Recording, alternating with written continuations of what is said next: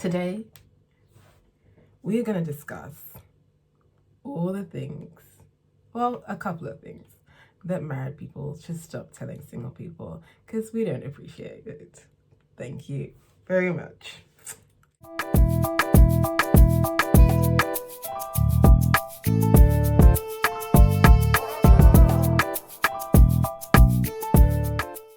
When you're single and fabulously living your life. When you're single and you're drinking your water and you're staying hydrated, staying melanated. Hello, beautiful people. Oh, my name is Susan.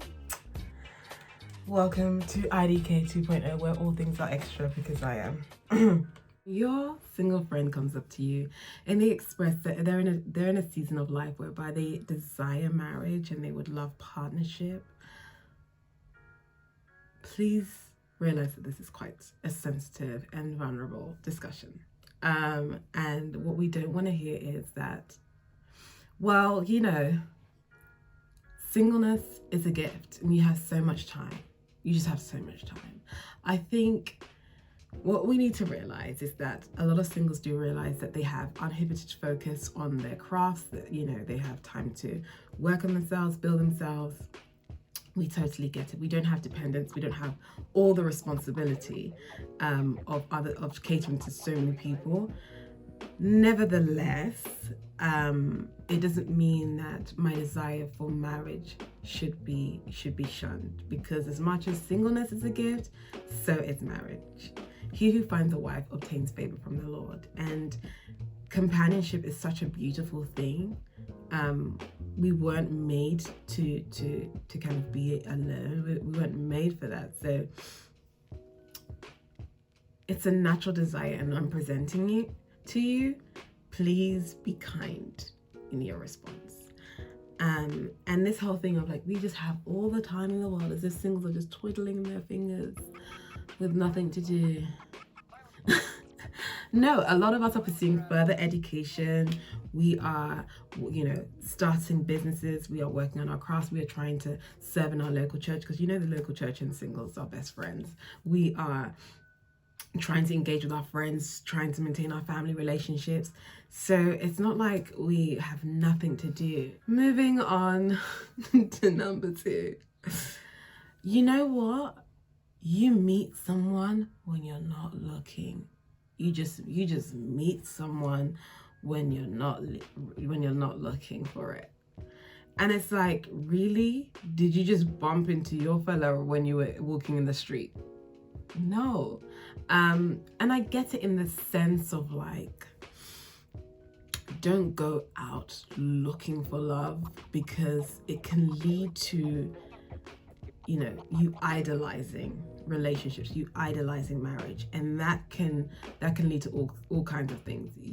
Anything that mirrors any form of love, affection, intimacy, you start gleaning onto it, and it actually may be toxic. It actually may not be good for you. It may not be the right partner for you.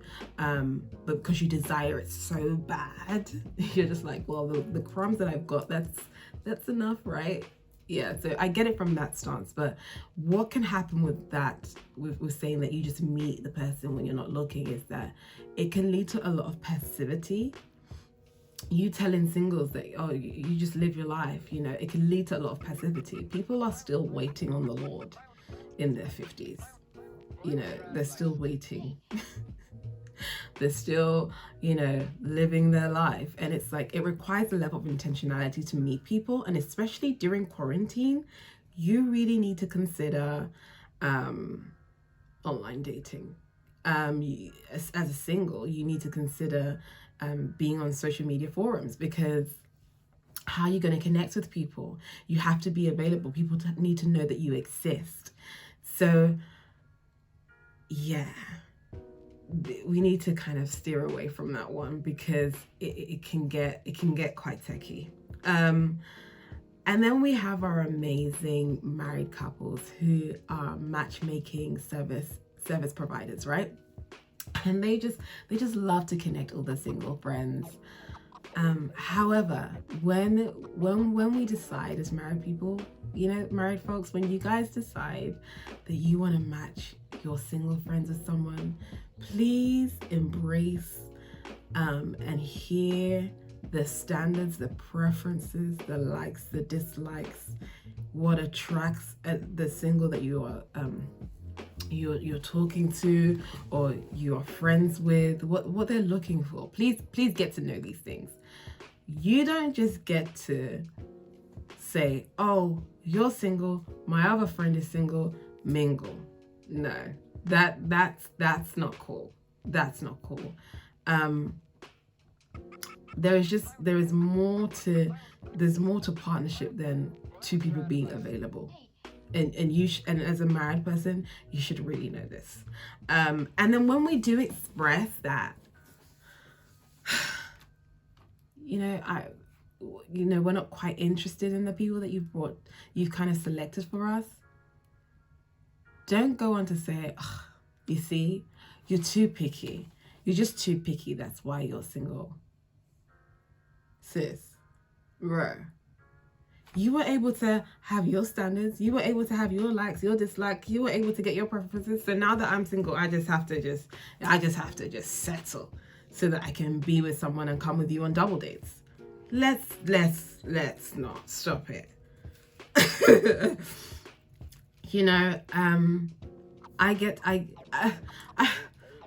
So I get it in the sense of like, okay, your single friend has come with some really, really unrealistic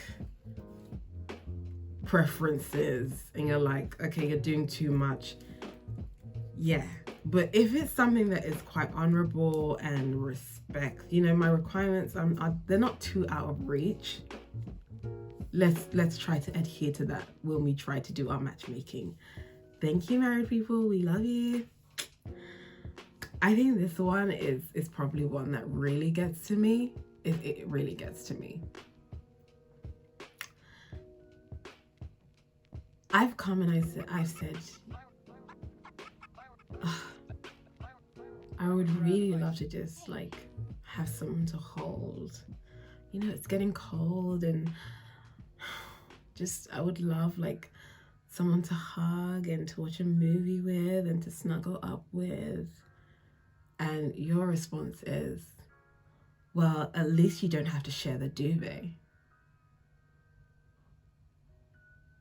I'm struggling, I'm just struggling. I have like we're struggling to share the duvet. Like he takes it and then I have a little bit, and it's like,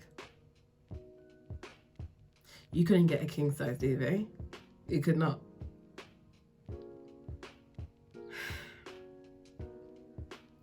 I think this one can be pretty insensitive.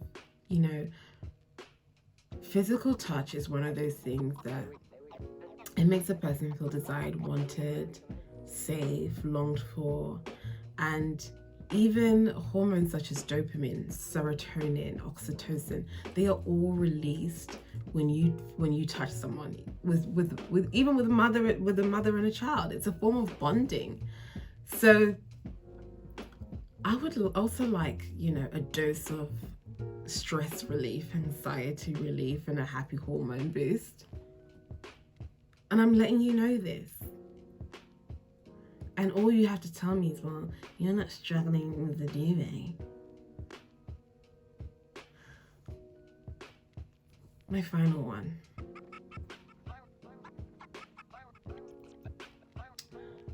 Well, you know what?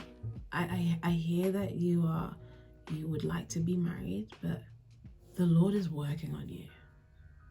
The Lord is working on you.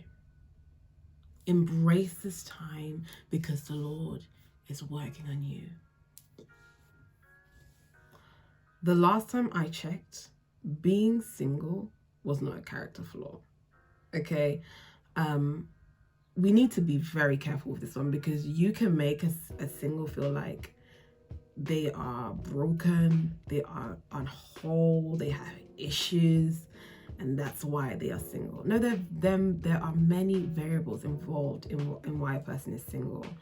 And let's just keep it real. being married requires maturity, but it doesn't necessarily mean that one is mature. You know, we are all on a journey of healing. I'm just in a different season to you. And yes, there are things that I'm to work on, but I don't need to be bombarded with every single self-help advice because I am single. You know, I think sometimes it's like we're made to feel like we have all these problems, and that's why no one can embrace us. And I've met some married couples, and I'm like, the issues. Now, I understand this is the time that I can definitely work on things, so that I come into a relationship in a more healthier manner, and I'm more whole. But the reality is, until we all meet Jesus Christ and He returns, none of us have reached perfection. So let's just be, again, respect. Let's just be respectful when we respond to our singles, and remember, and like try to look back at the times that you were single and the desires that you had. Don't forget, so that you can empathize with us better. But we love you all married folks, like we really do. We just want you guys to know that these statements can be kind of a bit like, leave it.